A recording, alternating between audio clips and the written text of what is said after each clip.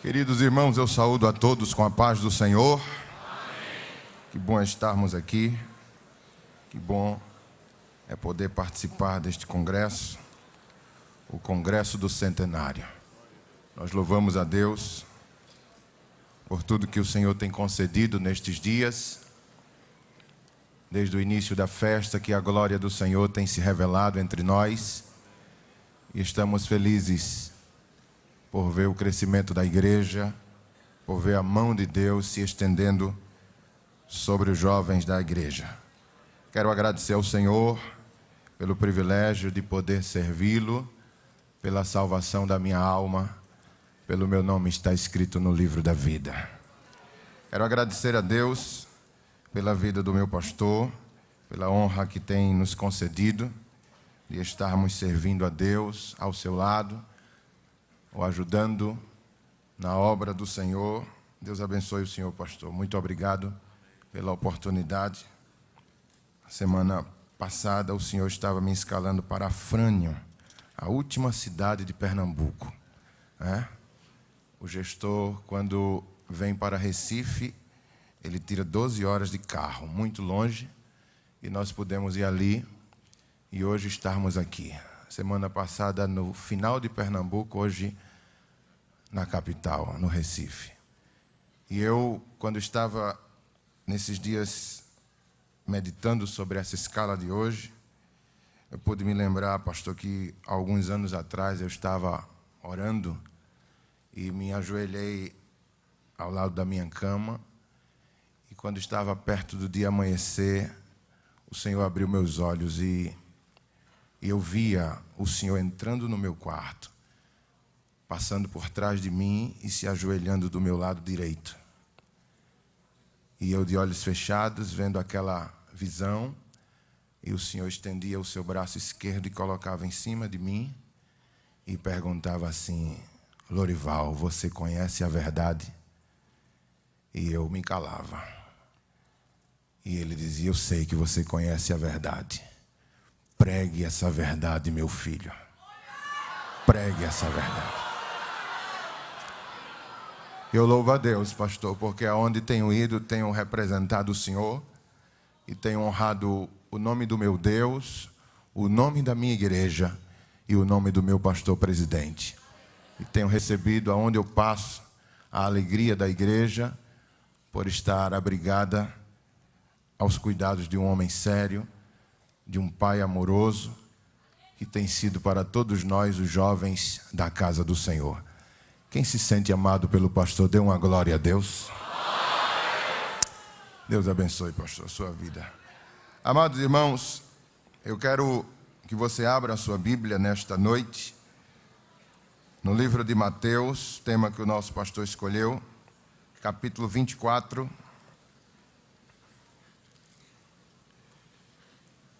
E enquanto você procura, quando cheguei aqui no templo, eu pude ver que lá fora está superlotado nos 2 telões, nos 3 telões, aí na frente 2, aqui atrás mais um.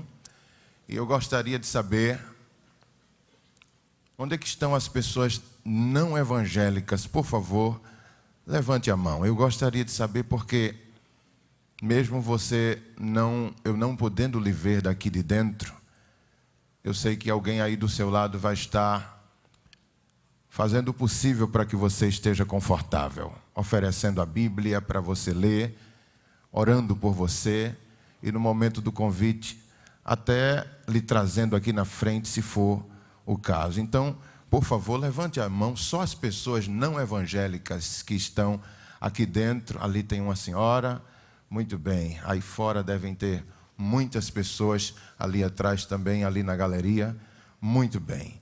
Esta pessoa que está ao seu lado e levantou a mão, mostrando que ainda não é evangélica, merece toda a sua atenção nesta noite, para que no momento do convite, ela possa ter o seu auxílio para vir à frente. Capítulo 24 de Mateus, o versículo 42, portanto vigiai, porque não sabeis o dia em que dia vem o vosso Senhor. Amados irmãos, todo o capítulo 24 de Mateus, ele é relacionado à vinda do Senhor Jesus. O Senhor Jesus, ele foi despertado para falar nesse assunto devido à pergunta que os discípulos fizeram: quando será a tua vinda? Que sinais há de ter antecedendo a tua vinda?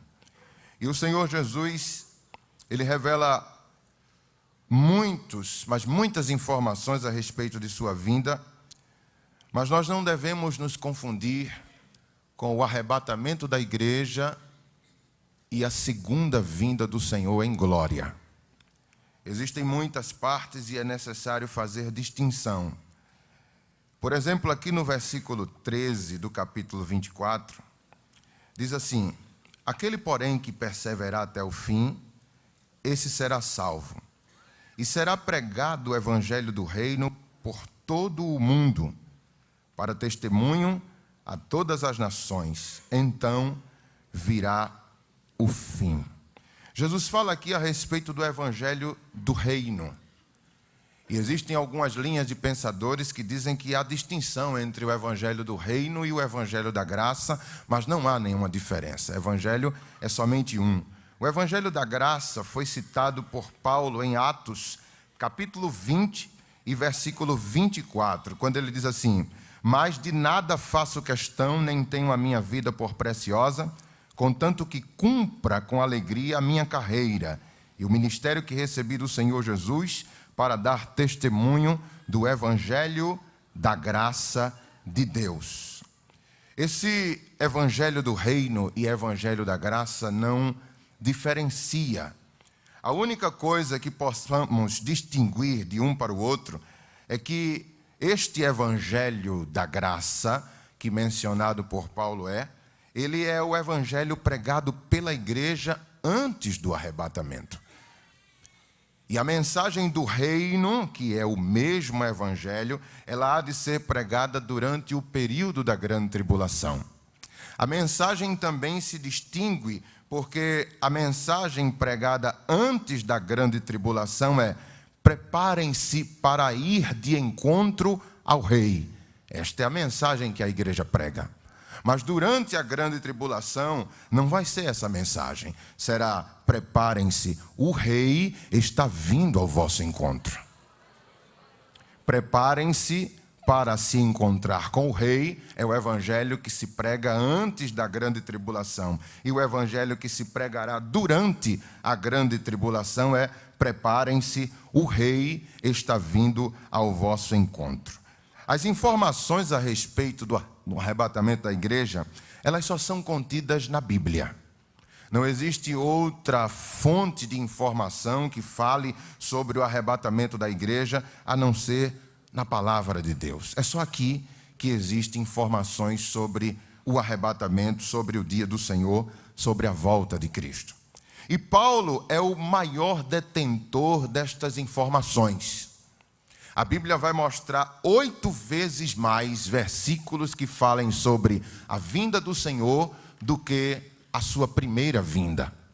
Vou repetir, a Bíblia demonstra 8 vezes mais textos que falem sobre a volta do Senhor do que a sua primeira vinda. E o apóstolo Paulo é o maior informante desta grande experiência que a igreja está na expectativa. Em 2 Coríntios, por exemplo, no capítulo 12, se você quiser abrir a sua Bíblia, fique à vontade. 2 Coríntios, capítulo 12, os versículos de 1 a 4, Paulo fala o seguinte: em verdade que não convém gloriar-me, mas passarei as visões e revelações do Senhor. Conheço um homem em Cristo que há 14 anos, no corpo não sei, se fora do corpo também não sei, Deus o sabe. Foi arrebatado ao terceiro céu, e sei que o tal homem, se no corpo, se fora do corpo eu não sei, Deus o sabe, foi arrebatado ao paraíso e ouviu palavras inefáveis que ao homem não é lícito falar. 2 Coríntios 12, 1 ao 4. O próprio Paulo está escrevendo aos crentes ali de Corinto, dizendo que ele teve essa experiência de ser arrebatado até o terceiro céu. Ele não sabe se foi em corpo, ele não sabe se foi em espírito, mas ele recebe informações que, inclusive, foram informações que podiam fazer do apóstolo se exaltar. E ele diz no versículo 7 ainda do capítulo 12 de 2 Coríntios, ele diz: e para que não me exaltasse pela excelência das revelações, foi-me dado um espinho na carne, a saber, um mensageiro de Satanás para me esbofetear, a fim de não me exaltar. Ou seja, as informações, as revelações que o apóstolo teve nessa experiência de ir até o terceiro céu, foram tamanhas que ele precisou, Deus precisou enviar um mensageiro de Satanás para manter o equilíbrio de Paulo e ele não vir a se exaltar. Na sua primeira carta aos Coríntios, ele no capítulo 2, versículo 9, ele diz assim: mas como está escrito, as coisas que o olho não viu, e o ouvido não ouviu, e não subiram ao coração do homem, são as que Deus preparou para os que o amam. Diga glória a Deus por isso. Eu vou repetir, o versículo é tremendo. Mas como está escrito, as coisas que o olho não viu, e o ouvido não ouviu, e não subiram ao coração do homem, são as que Deus preparou para os que o amam. Glória a Deus por isso. O que é que Paulo está querendo dizer? O que eu vi quando fui arrebatado, as coisas que eu pude ver lá em cima, nunca chegou ao coração de homem nenhum aqui na terra. Olhos humanos nunca contemplaram. O lugar mais lindo que existir na terra não se compara a nada do que eu vi lá em cima. Aquilo mais belo que você já ouviu não se compara ao que eu ouvi quando estive lá em cima. São as coisas que Deus preparou para aqueles que o amam. Quem ama Jesus aqui, dê uma glória ao seu nome. Aleluia, glória a Deus. Queridos irmãos, baseado nesta experiência e nas informações que Paulo nos traz, nós podemos entender que pelo menos existem 3 céus. Se ele diz que foi ao terceiro céu, então vamos vasculhar na palavra onde está descrevendo os outros 2. O primeiro céu é o céu que a Bíblia chama de firmamento. E você sabe que está escrito no primeiro livro da Bíblia, capítulo 1, versículos de 6 a 8, ali Deus vai falar sobre o firmamento. Deus criou estes 3 céus, e o primeiro céu é o céu visível. É o céu que você contempla com os seus olhos, e o seu limite é as nuvens. A palavra de Deus vai dizer também no Salmo 19, versículo 1, que os céus proclamam a glória de Deus, e o firmamento anuncia as obras de sua mão. Este primeiro céu, ele foi rompido por Jesus quando ele foi assunto. A Bíblia fala que logo após ele ser glorificado, ele passou ainda 40 dias com os seus discípulos aqui, e ao findar destes 40 dias, ele foi levado aos céus. E ele transpassa esse primeiro céu. E nós vamos perceber pela revelação da palavra que ele transpassou o segundo e o terceiro. No primeiro está escrito em Atos capítulo 1 e versículo 9, quando diz a palavra do Senhor Jesus, que eles enxergando Jesus sendo elevado, foi encoberto pelas nuvens. E a Bíblia fala, tendo dito isto, foi elevado às alturas, enquanto eles olhavam, uma nuvem o encobriu da vista deles. Atos 1 e 9. Jesus transpassa este primeiro céu. Então o céu é o firmamento, é o céu onde o seu limite é justamente as nuvens, é quando sua visão enxerga. Mas a palavra de Deus diz que nesta primeira etapa da subida de Jesus, ele foi visto por cerca de mais de 500 pessoas. Paulo descreve isso na sua primeira carta aos Coríntios 15, 6. Ele diz assim: depois disso apareceu a mais de 500 irmãos de uma só vez, a maioria dos quais ainda vivem, embora alguns já tenham adormecido. Então, Presta atenção nisso aqui. Jesus está subindo à vista de mais de 500 pessoas, testemunhando que ele está subindo aos céus. Ele rompe o primeiro céu. Irmão Lorival, será que na palavra vai descrever alguma vez que Jesus transpassou o segundo céu?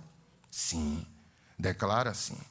Mas no segundo céu, Paulo também fala que é chamado de regiões celestes. Estas regiões celestes, Paulo descreve em Efésios, no capítulo 6, do versículo 10 a 12, por exemplo. E estas regiões celestes são conhecidas como justamente o segundo céu. Elas não podem ser vistas por olhos humanos. Este segundo céu é justamente o que ele diz que olho não vê. Este segundo céu, amados irmãos, é onde o Senhor é visto por Davi. A palavra de Deus diz que Davi, por cerca de 1077 anos atrás de Cristo, ele teve a experiência de ver o Messias entrando pelo segundo céu. Se você puder abrir a sua Bíblia, por favor, no Salmo de número 24, versículos 7 a 10.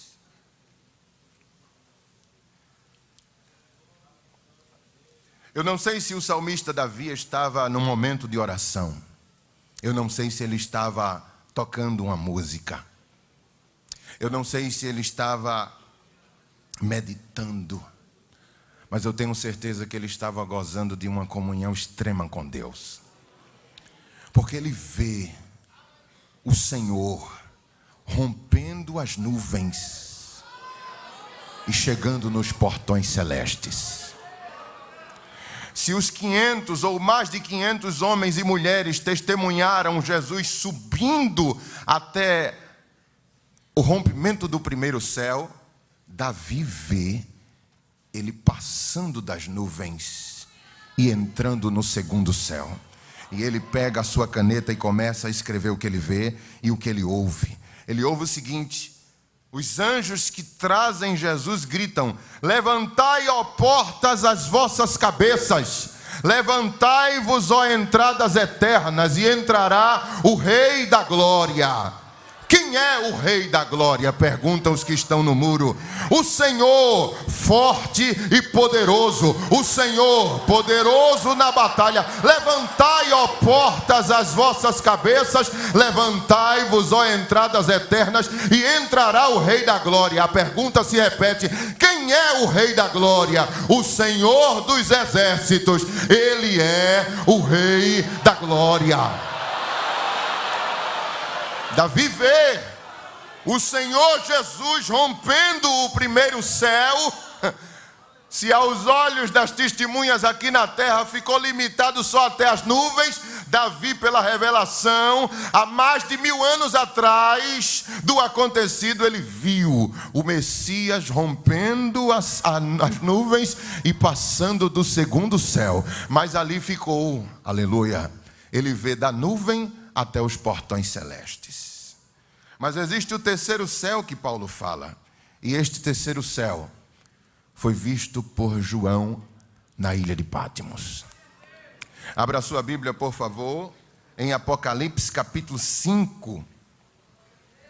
Esse terceiro céu também é chamado de lugar da habitação de Deus, lugar do trono de Deus, Salmo 11 e versículo 4. O Senhor está no seu santo templo, o trono do Senhor está nos céus, os seus olhos estão atentos e as suas pálpebras provam os filhos dos homens. Agora veja comigo Apocalipse 5, por gentileza. A partir do versículo 1, acompanhe na sua Bíblia. Então eu vi na mão direita daquele que está sentado no trono um livro em forma de rolo, escrito de ambos os lados e selado com 7 selos. Vi um anjo poderoso proclamando em alta voz: quem é digno de romper os selos e de abrir o livro? Mas não havia ninguém, nem no céu, nem na terra, nem debaixo da terra, que pudesse abrir o livro, ou sequer olhar para ele. E eu chorava muito, porque não se encontrou ninguém que fosse digno de abrir o livro e de olhar para ele. Então um dos anciãos me disse: não chore. Eis o leão da tribo de Judá, a raiz de Davi, venceu para abrir o livro e desatar os seus 7 selos. Dê uma glória para Jesus. Amados irmãos, se as mais de 500 testemunhas puderam ver Jesus rompendo o primeiro céu, se Davi, há mais de 1000 anos atrás, aleluia, 1000 anos antes de Cristo, viu ele rompendo o segundo céu, João, eu acredito que foi o mais privilegiado, porque ele foi o convidado de honra para ver o Messias entrando no terceiro céu. Eu quero que você imagine comigo a cena, porque João é o único ser humano naquela cerimônia que eu chamo de cerimônia de glória. Era uma cerimônia para receber o Messias, aleluia. João está lá, a Bíblia diz que ele vê o Senhor, o Deus Todo-Poderoso, assentado no seu trono de glória, e na mão do Deus Todo-Poderoso havia um livro, um rolo selado com 7 selos, e diante do Senhor ia um anjo forte e poderoso, perguntando aos milhares de presentes ali naquela cerimônia: quem é digno de abrir o livro que está na mão de Deus? E diz a palavra, João observando aquilo, nenhum deles era digno nem de sequer olhar para o livro, todos baixaram a cabeça. Então João diz: o anjo desceu na terra, desceu embaixo da terra e voltou com a informação dizendo: não achei ninguém, Senhor, ninguém é digno de abrir o livro e de desatar os seus 7 selos. Aí João diz que quando ele recebe essa informação do anjo, quando ele escuta o anjo dizer isso a Deus, ele começa a chorar. Por que João chora? Se no céu não é lugar para choro, se a Bíblia diz que dos nossos olhos Deus há de enxugar todas as lágrimas, mas João é o único ali presente que começa a chorar. Por quê? Porque quando o anjo traz essa mensagem, João pensa e diz: o meu Messias falhou. O meu Cristo falhou na sua missão. Ele não conseguiu completar o projeto de Deus. Se ele não foi achado aqui, se ele não foi achado na terra, se ele não foi achado embaixo da terra, aleluia, então o projeto da redenção faliu. O Senhor não conseguiu completar. Aí Deus vê João chorando e dá um sinal ao ancião que vai lá. E o ancião vai a João e diz assim: oh, não chores. Como não chorar? Se eu estou recebendo a informação que ninguém foi achado, nem aqui, nem na terra e nem embaixo da terra, digno de abrir o livro. Eu achava que era o meu Jesus que iria abrir o livro, mas ele não foi encontrado. Como não chorar? Eis ali. Aí é justamente quando os portões estão se abrindo.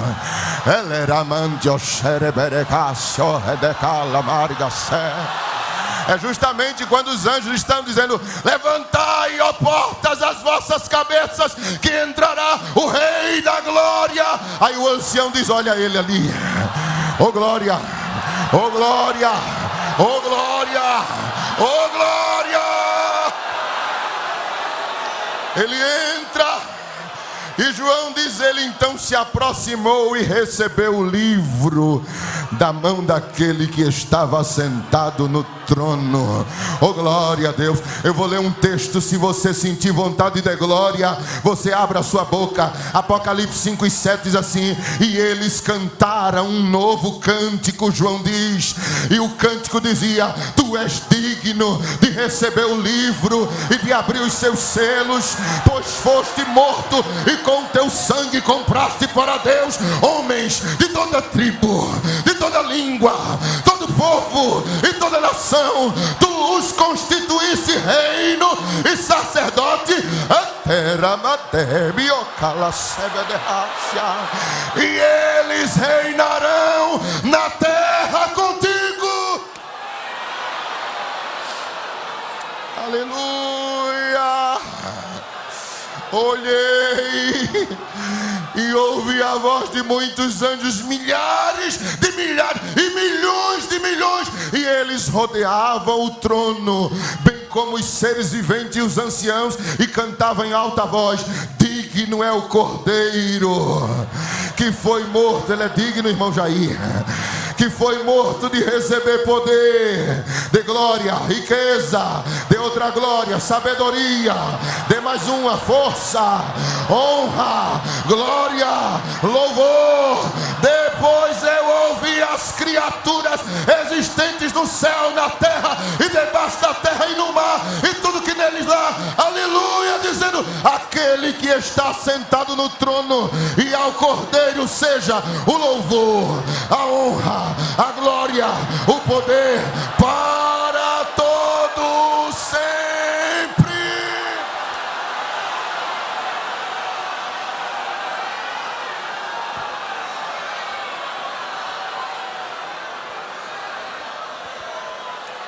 Pega na mão desse crente e diz assim: Jesus é digno da tua glória. Diga isso.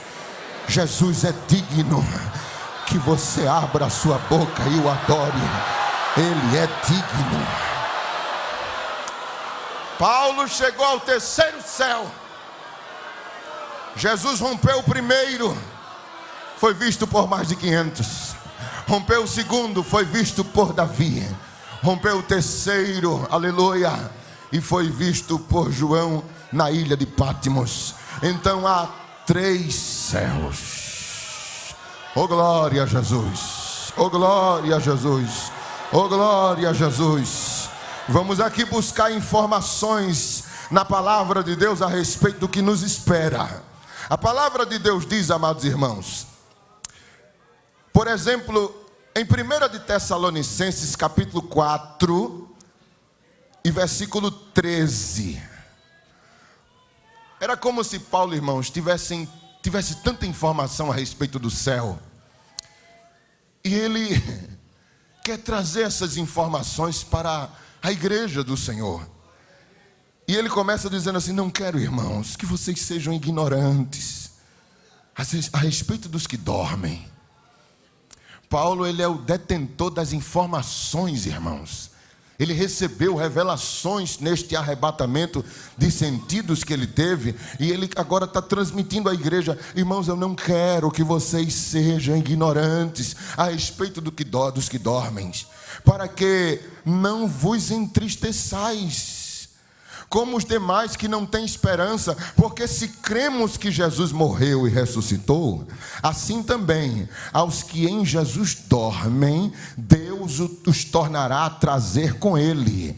Dizemo-vos, pois, isto pela palavra do Senhor, que nós, os que ficarmos vivos para a vinda do Senhor, não precederemos os que dormem, porque o mesmo Senhor descerá do céu. Que céu é esse? O terceiro céu, com alarido, aleluia, e com voz de arcanjo. Qual é o único arcanjo que a Bíblia menciona? Miguel. E com trombeta, aleluia, de Deus. No original, trombeta, shofar. E os que morreram em Cristo ressuscitarão primeiro, depois nós, os que ficarmos vivos, seremos arrebatados juntamente com eles nas nuvens, a encontrar o Senhor nos ares. Que ares é esse? O segundo céu. E assim estaremos para sempre com o Senhor. Diga amém por isso.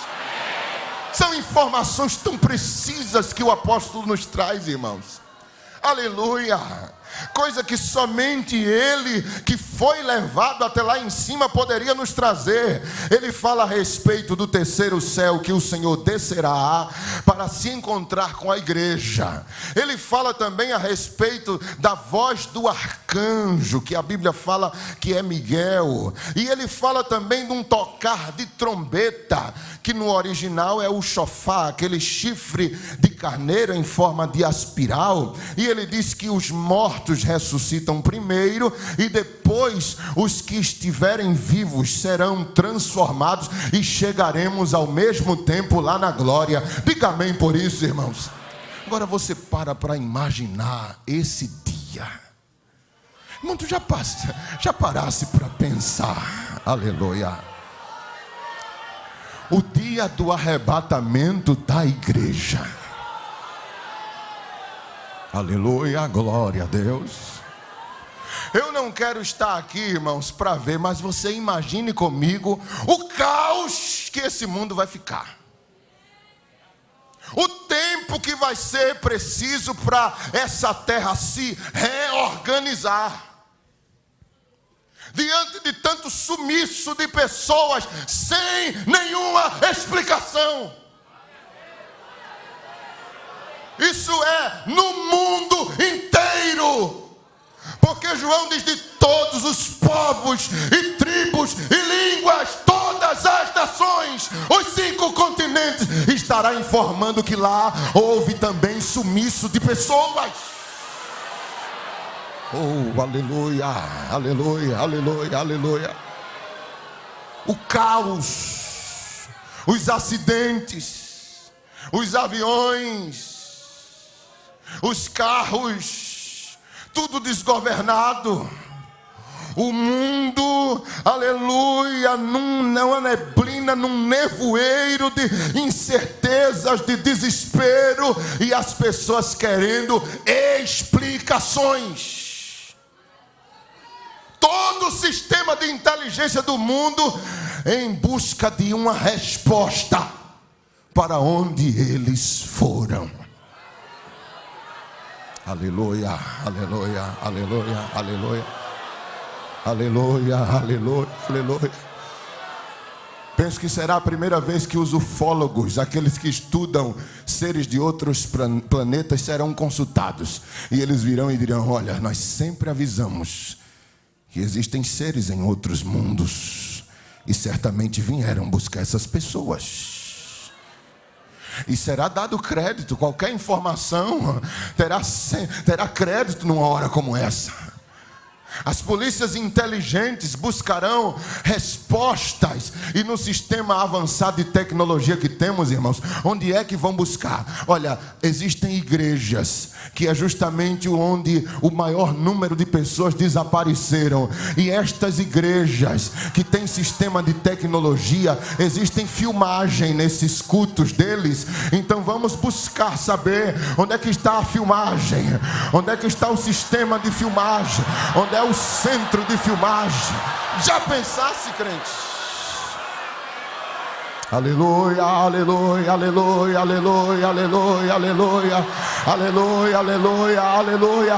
E as filmagens de gravação serão levadas em sigilo para que cientistas comecem a observar. E vai estar lá no vídeo, irmãos. Aleluia. Eles cultuando, glorificando, adorando a Deus, e de repente somem. De repente desaparecem.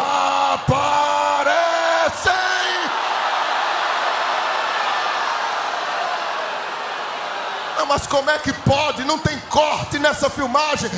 Não tem corte. Então passa de câmera lenta aí, passa novamente. E eles passam em câmera lenta, mas num abrir e piscar de olhos, você desapareceu sem dar explicações. Adore a Jesus nesta noite, engrandeça o nome dele se você crê nisso. Aramandere camaragaçaua da rai, Aramandio celebedehaçu e herda, Iramandio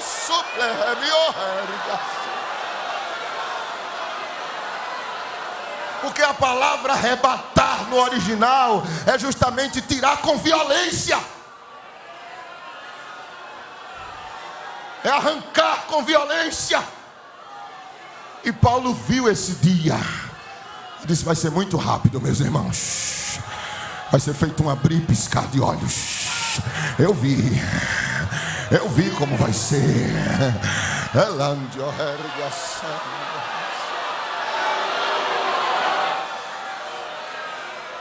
Paulo fala que viu também o toque de uma trombeta. Aleluia, aleluia, aleluia. Ele diz em 1 Coríntios 15, 51 e 52: eis aqui vos digo um mistério. Na verdade, nem todos dormiremos, mas todos seremos transformados num momento, num abrir e fechar de olhos, ante a última trombeta.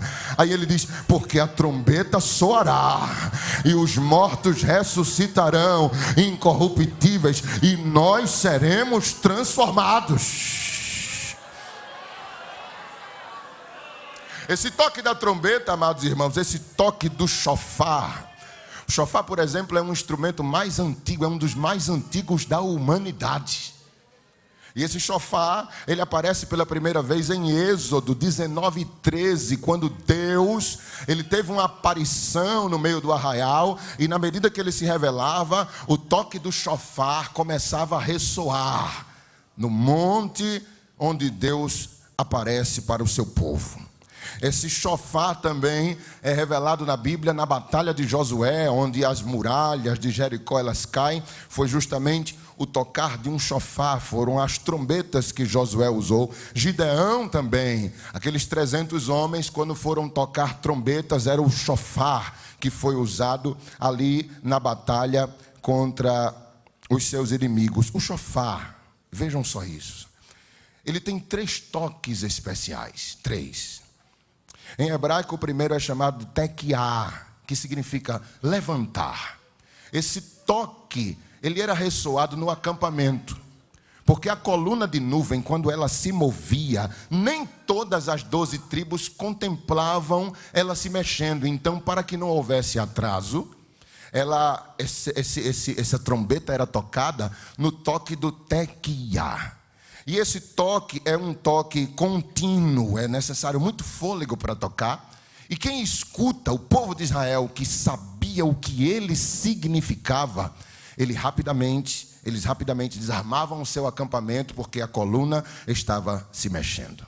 Um outro toque interessante é o shevarim.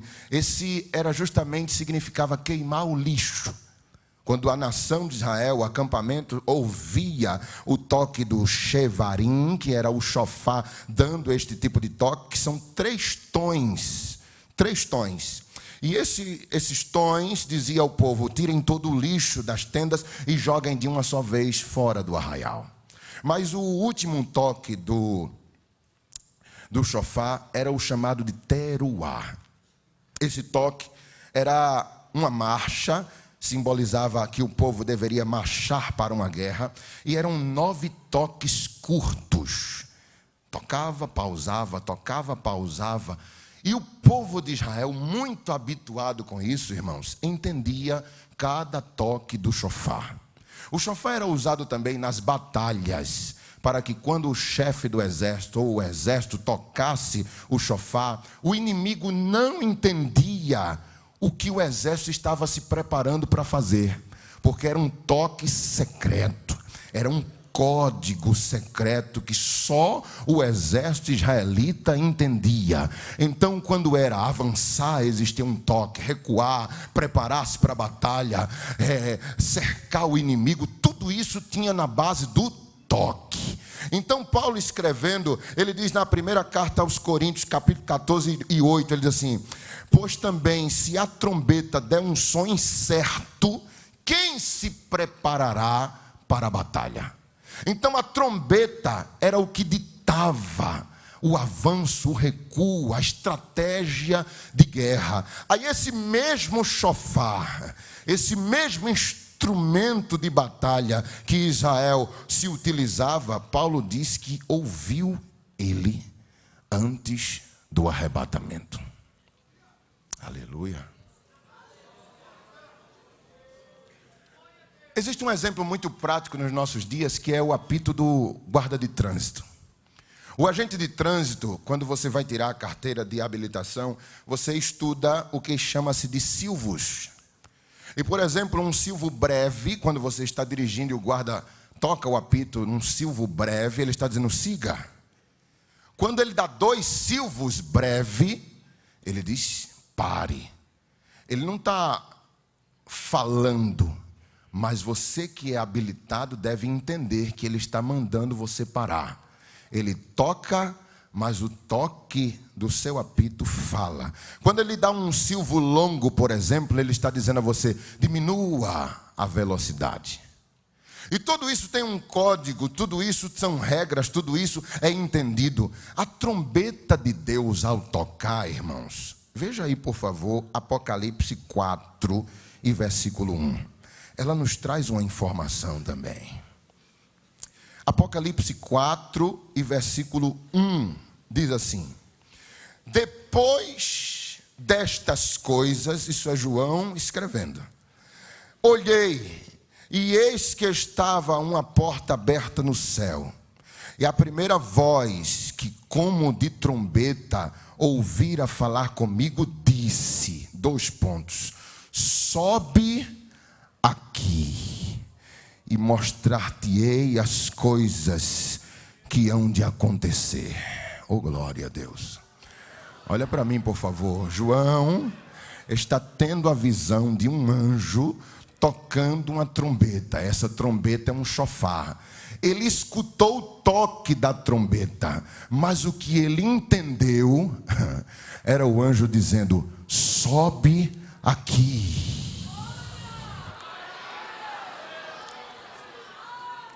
O toque do arrebatamento, ele pode até ser ouvido no mundo inteiro, mas só a igreja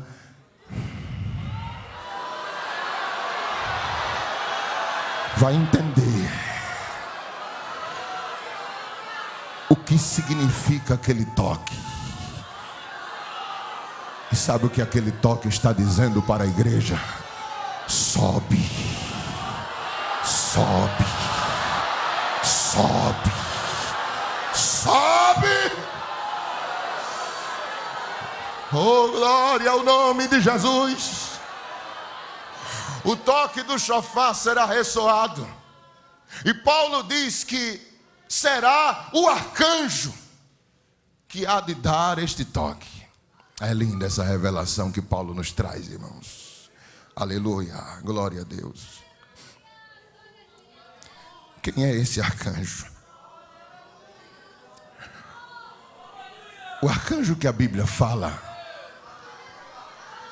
é Miguel,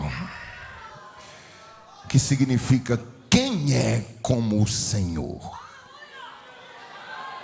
Oh, glória a Deus, glória a Deus, glória a Deus. O prefixo arqui significa líder. Arcanjo significa que ele é líder dos anjos. Ele é um maioral dos anjos. Ele é um anjo de guerra. Ele não se apresenta em nenhuma parte da Bíblia a não ser numa batalha. Ele está sempre guerreando. Ele é o anjo de guerra do exército de Deus. Diga amém por isso. Amém. Só que Paulo diz que ele tocará a trombeta. O arcanjo há de tocar a trombeta. Em Efésios, é um texto muito conhecido de todos nós, Paulo fala sobre as regiões celestes. No capítulo 6, no versículo 11 e 12, ele diz assim, revestido de toda a armadura de Deus, você entende muito bem isso, você conhece, para que possais estar firmes contra as astutas ciladas do diabo. Porque não temos que lutar contra a carne, diga comigo, carne e sangue. Aí ele diz, mas sim contra os principados, potestades, príncipe das trevas deste século, contra as hostes espirituais da maldade nos lugares celestes. Preste atenção nesse final do texto. Lugares celestes. É onde habita justamente estas classes de demônios. Potestades, principados, príncipe das trevas, hostes espirituais da maldade. Essas classes de demônio, Paulo diz, que estão habitando em regiões celestes. E essas regiões celestes, lugares celestes que Paulo fala, é justamente esse segundo céu, que chamamos de espaço sideral, além das nuvens e limitado pelo portão do terceiro céu do paraíso. Nestas regiões celestes habitam espíritos. Quando eles foram expulsos do terceiro céu, liderados por Lúcifer, uma parte dele desce para o abismo. E estes estão presos até hoje e estarão sendo soltos durante a grande tribulação. Mas uma outra parte destes demônios, inclusive o próprio Satanás, ele habita nas regiões celestes. Existe uma experiência vivida por Daniel, lá no Antigo Testamento, que nos esclarece muito bem isso. Escute, por favor. Está em Daniel, capítulo 10, versículo 12 ao 14. Então me disse... Um anjo chega para Daniel e diz a ele, não temas, Daniel, porque desde o primeiro dia que tu aplicaste o teu coração em compreender e humilhar-te perante o teu Deus, foram ouvidas as tuas palavras. Para quem gosta de Bíblia, isso aqui é muito comum, essa leitura. Eu vim por causa das tuas palavras. Mas olha o que ele diz. O príncipe do reino da Pérsia fez o quê? Me resistiu. Isso é o mensageiro celeste explicando a Daniel porque não veio tão rápido. Ele diz, ele me resistiu por 21 dias. E eis que Miguel, um dos primeiros príncipes, veio para ajudar-me. E eu fiquei ali com os reis da Pérsia. Agora eu vim para fazer-te entender o que há de acontecer ao teu povo nos derradeiros dias, porque a visão é ainda para muitos dias. Deixa eu explicar para você a experiência que Daniel viveu. Daniel está orando para que Deus cumpra a sua palavra que disse em Jeremias que libertaria o povo depois de 70 anos do cativeiro babilônico. Ele faz uma campanha, ele já está no 21º dia, jejuando e orando. Isso eu estou falando de um ancião de quase 90 anos de idade. Aí no 21º dia, este anjo que aqui está sendo revelado, ele diz assim, cheguei, Daniel. Tu és muito amado, Daniel. E no princípio das tuas súplicas saiu a ordem. Ou seja, quando tu te colocaste de joelhos para buscar ao Senhor, para que Ele cumprisse a sua promessa, Deus já autorizou eu descer na terra e te esclarecer as coisas pelas quais tu estavas orando. Mas sabe o motivo da demora, Daniel? Foi que nos ares eu fui interrompido. O príncipe da Pérsia me resistiu e eu passei 21 dias até que desceu Miguel, o anjo de guerra de Deus, aquele cujo nome é quem é como o Senhor. Aleluia. Quando Miguel chega, irmãos, ele já chega com o nome apresentado, né? Os demônios resistindo o anjo mensageiro, e Miguel chega dizendo, quem é aqui como o Senhor, o Deus Todo-Poderoso? Aleluia. Aí ele trava uma batalha e abre caminho para aquele anjo mensageiro chegar até Daniel. Veja como é o mundo espiritual lá em cima. E às vezes você fica achando que sua oração não está sendo respondida porque Deus não lhe ama, porque não é a vontade de Deus fazer aquilo. Olha, querido, entenda que não é somente você orar, o segredo está em você perseverar na oração, porque enquanto estás orando, lá em cima está sendo travada batalhas para que a tua resposta chegue até você. Então pega na mão desse crente aí do teu lado, diz a ele assim: não pare de orar. Não pare de orar. As batalhas, diga, as batalhas estão sendo travadas. Diga isso a ele, as batalhas estão sendo travadas. Agora diga a ele assim: mas o que é teu vai chegar na tua mão, em nome de Jesus.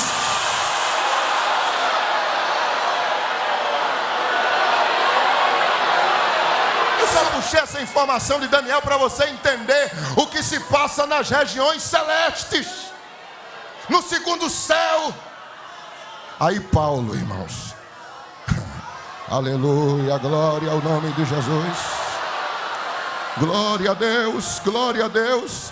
Aí Paulo vai dizer, queridos, que o nosso encontro se dará nos ares. Oh, glória a Deus. Oh, aleluia. Como assim, pastor Paulo? Nosso encontro vai se dar nos ares? Se estes ares estão habitados por potestades, principados, hostes espirituais da maldade. Irmãos, eu vou ser bem franco aqui.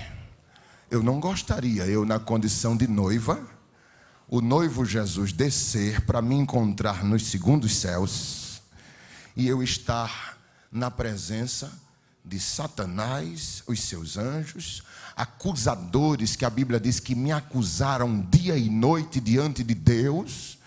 Eles serão indesejados para mim. Eu não sei para você, mas eu não gostaria que eles estivessem lá.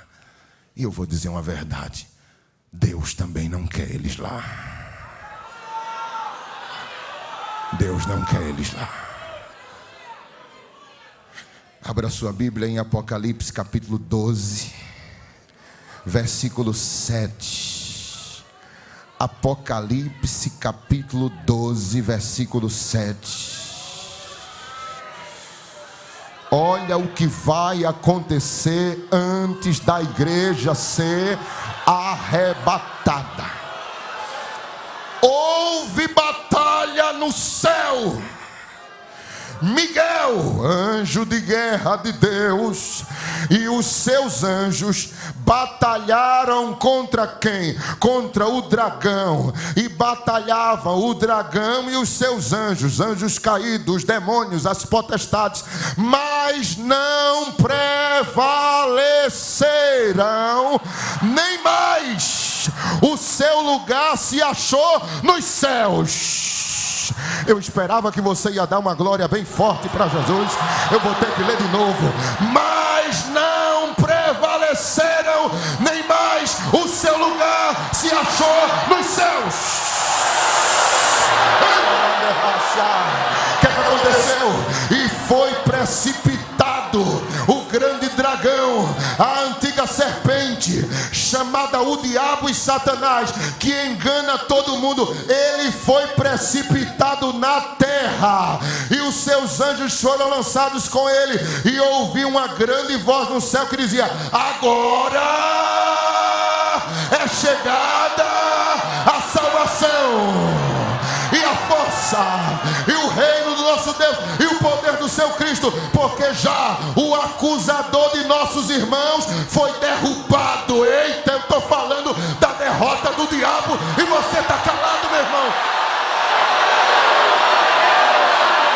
O qual durante diante de nosso Deus os acusava dia e noite, e eles o venceram pelo sangue do Cordeiro e pela palavra do seu testemunho, e não amaram suas vidas até a morte. Por isso alegrai-vos, alegrai-vos, alegrai-vos.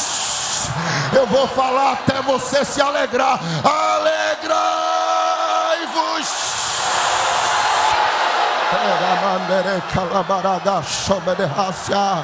Ai dos que habitam na terra e no mar, porque o diabo desceu a voz e tem grande ira, sabendo que já tem pouco tempo. Ou seja, isso aqui revela o início da grande tribulação. Aleluia, aleluia, aleluia, aleluia, aleluia. Agora se encaixa, pastor Paulo. Oh glória, oh glória. Miguel batalha lá nos altos céus. Quando ele termina de vencer Satanás, ele pega o chofar. Aleluia, aleluia, aleluia, aleluia. Ele toca o chofar. O Espírito Santo que está aqui com a igreja entende com a igreja a voz do chofar que diz: sobe para cá. E o diabo é atirado na terra para dar início à grande tribulação. Ou seja, é a igreja subindo e o diabo descendo. É a igreja subindo e o diabo sendo lançado. É você.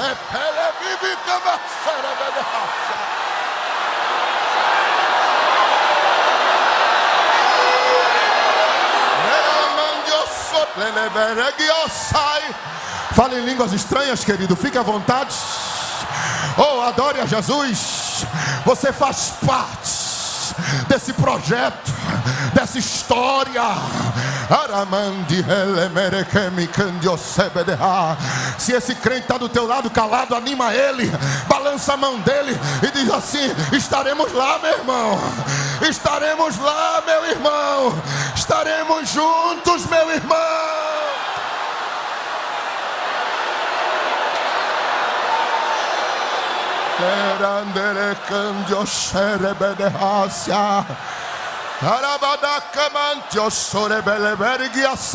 Dá um teclado bem baixinho, só o teclado.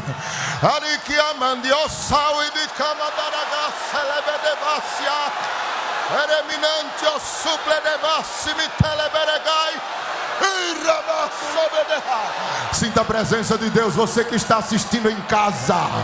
A glória de Deus invade a tua sala agora. Sinta a presença do Senhor confirmando que você vai estar lá. Você vai estar lá. A glória que tu vai dar aí dentro do teu lar vai espantar esse demônio de depressão agora. Seja cheio, seja cheio. Receba a presença de Deus aonde você estiver. Sinta a glória do Senhor.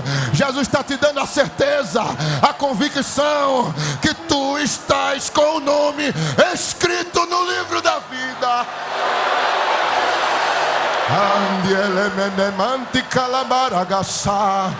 Rabadala saúde de perecamandela sobreva, ramandio sobredeva subide carregada.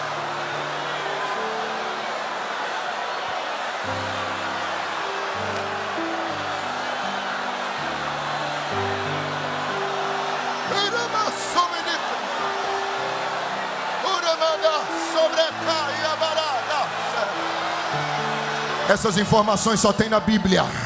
E a igreja é o único corpo neste mundo que pode anunciar estas verdades. Estas verdades têm que estar na nossa boca. Estas verdades têm que ser proclamadas.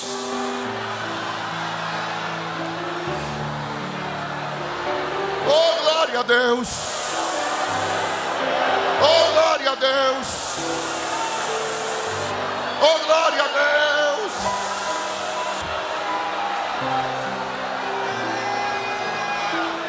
Eu encontro às vezes pessoas com incerteza a respeito de vai ou não vai, está ou não está, é ou não é. Ela mandere candio charabadahassa bedehassa. Quer uma grande prova se tu és ou não é? Se tu faz parte ou não da igreja arrebatada, da igreja que vai passar pelo arrebatamento. Quer mesmo saber se você está ou não está incluso neste plano? É fácil. Oh, aleluia. Meus pastores, os senhores sabem que antes da vinda do Senhor há de aparecer muitos sinais na terra, muitos. Mas um deles é o derramamento do Espírito Santo de Deus sobre a igreja do Senhor.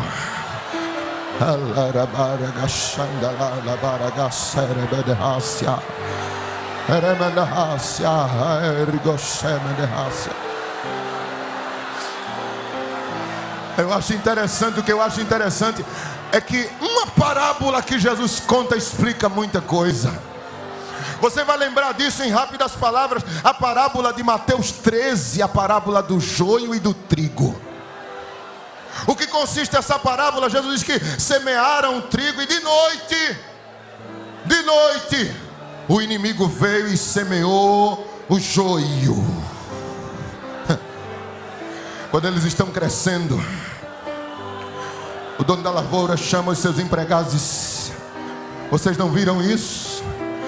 Quando vocês estavam dormindo, certamente um inimigo nosso veio e semeou a semente do joio. Um dos servos, tentando consertar o erro da negligência, diz: meu senhor, o senhor quer que eu arranque? Eu arranco. O dono da lavoura diz: não, embaixo as raízes estão entrelaçadas, deixa crescer junto joio e trigo.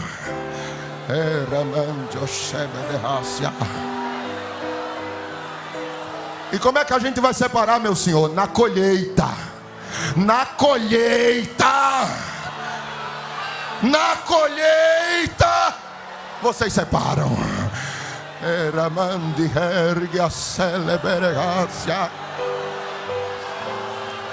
Irmãos, aleluia.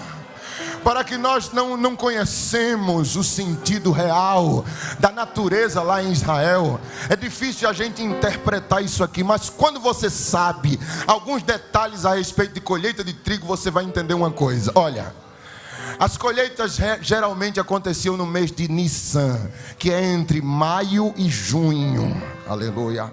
Só que antes, melhor dizendo, o mês de Sivan, antes do mês de Sivan, aleluia, Israel sofre uma ventania. E o vento sopra, irmãos, antes da colheita. Israel sofre uma ventania. São ventos fortes. E é aí que vai se destacar quem é joio e quem é trigo. Por quê?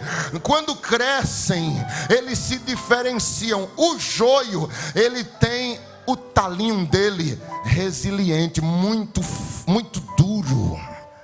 Ele não é flexível. Ele permanece estático. Só que o trigo, o talinho do trigo, ele é flexível, ele se dobra.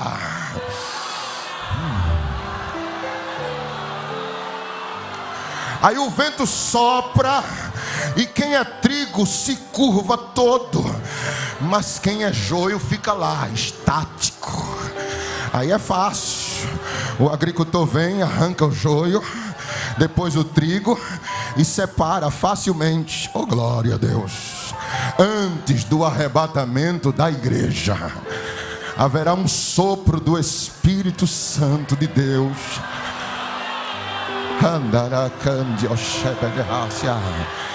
Quem é trigo vai se destacar, porque trigo se encurva diante do sopro do Espírito Santo. Quem é trigo chora, quem é trigo glorifica, quem é trigo fala em línguas, quem é trigo recebe o sopro do Espírito Santo e se rende.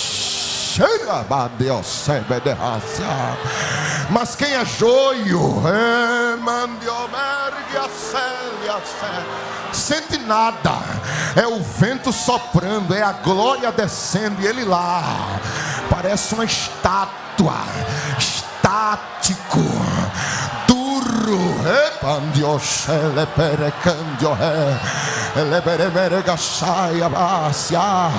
Olha o vento de Deus soprando aqui neste lugar. O vento vai soprar aqui. Eu não quero nem olhar para você nesta noite. Eu quero crer que tu és trigo de Deus e que vai se render na presença do Senhor.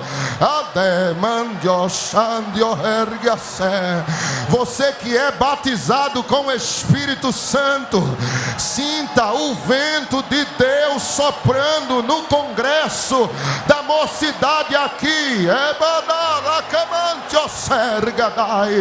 Se curva, trigo, se dobra, trigo. Aleluia, aleluia. A glória do Senhor está presente aqui neste lugar. E chegou aquela hora de tu ser batizado com o Espírito Santo. Então abre a tua boca, trigo de Deus, e recebe o toque do Senhor nesta noite, porque falar sobre a vinda de Jesus alegra quem é trigo, alegra quem é noiva. Ramandi eleberebada kala sandere deregashai eleberemantio sobanaka abio leberemats obogash timiterga eliminantio sebedehas sobanehasia. Oh glória, oh glória, oh glória, oh glória, oh glória, oh glória.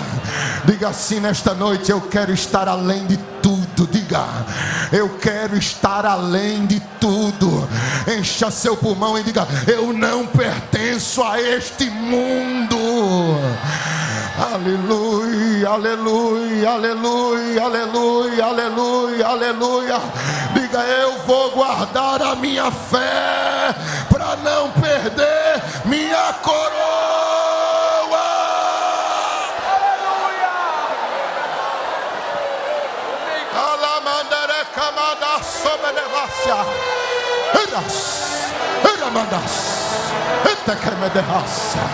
Olha a glória de Deus chegando. Olha a glória de Deus te tomando aí. Olha a glória do Senhor Jesus te envolvendo. Você é igreja, você é noiva. Você foi chamado para viver este avivamento do Espírito. Meu Deus, toma Jesus, toma, toma, toma a tua igreja, Senhor, toma os teus jovens, Jesus. É a noite, é a noite, é a noite de tu adorar a Ele. Glorifica, exalta, exalta, exalta, exalta, exalta. Tem um cântico novo na tua boca aí. Tem um cântico de vitória de Deus chegando para você. Meu Deus, oh Senhor, oh Senhor, oh se fosse agora, oh eu creio Senhor, que Miguel pode já estar batalhando lá em cima. Eu creio, eu creio.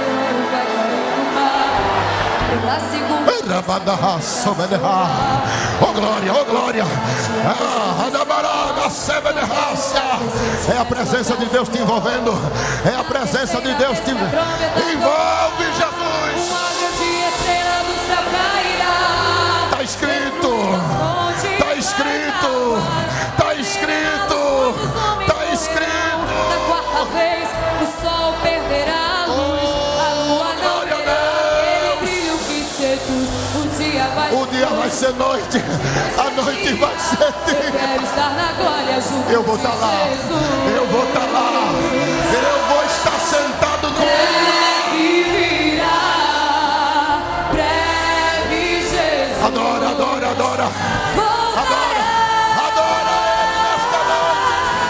Eu quero estar além de tudo. Eu não pertenço a este mundo. Batiza, Jesus. Eu vou guardar a minha. Renova, Jesus. Não perder minha coroa.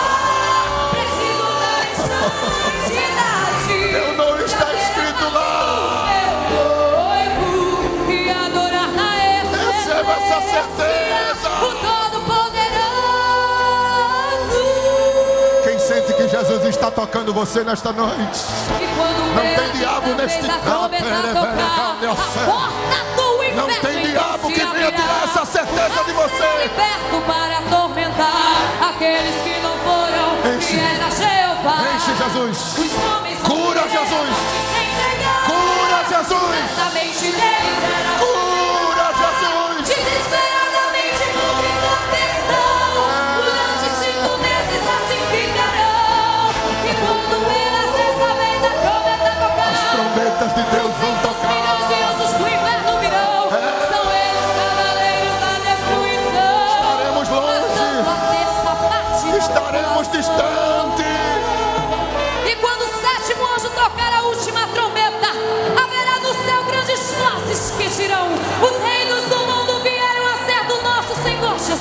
exército, e ele reinará para sempre. E os 24 anciãos que estão assentados em seus tronos diante de Deus se prostrarão sobre os seus rostos e adorarão em espírito e em verdade. Oh, aleluia! Não quero estar aqui quando as Eu também trombetas não. tocarem. Não quero Eu não quero estar aqui. Eu vou me preparar. Eu vou me preparar. Aqui não vou ficar. Aqui não é lugar para avivar você. Eu não pertenço a este mundo. Eu vou guardar a minha fé para não perder esse momento. Vigiai. Vigiai. Pra ver a face do teu corpo e adorar a excelência, o Todo-Poderoso.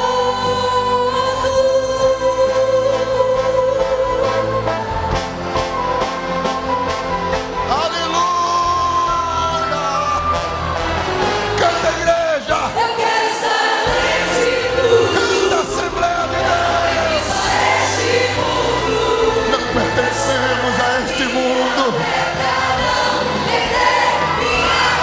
Eu quero andar em santidade, vigilância, para ver. E adorar na excelência, o Todo-Poderoso. Você pode levantar a sua mão e dar